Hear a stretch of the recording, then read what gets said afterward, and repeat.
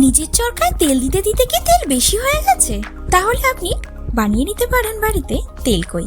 বাজার থেকে তাজা তাজা কই মাছগুলিকে কিনে এনেছিলাম আর সেগুলোকে ভালোভাবে বেছে নুন হলুদ মাখিয়ে রেখে দিয়েছিলাম। এবার একটি মশলা তৈরি করে নেব। এর জন্য আমি নিয়েছি আদা, জিরে, অল্প একটু মৌরি আর 2টি শুকনো লঙ্কা। এটিকে আমি জলে ভিজিয়ে রাখলাম।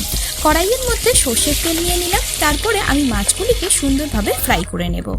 আর অন্যদিকে ওই ভেজানো মশলাগুলোকেও আমি একটি ফাইন পেস্ট বানিয়ে নেব। তারপরে সেই তেলের মধ্যেই দিয়ে দিলাম আমি কালো জিরে ফোড়ন দেওয়ার পরে আমি দিয়ে দিলাম তাতে 2টি মিডিয়াম সাইজ পেঁয়াজকে বেটে। যখন পেঁয়াজটা একটু কালার চেঞ্জ হয়ে গেল তাতে আমি দিয়ে দিলাম একটি মিডিয়াম সাইজ টমেটো ও 3টি কাঁচা লঙ্কাকে চিড়ে।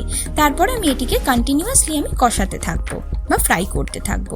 তারপর আমি এতে অ্যাড করে নিলাম অল্প একটু হলুদ গুঁড়ো, কাশ্মীরি লঙ্কার গুঁড়ো দিয়ে আমি আবারও একে কষাতে থাকবো। আর একটু স্বাদের পরিবর্তনের জন্য অল্প একটু চিনির দানা দিলাম।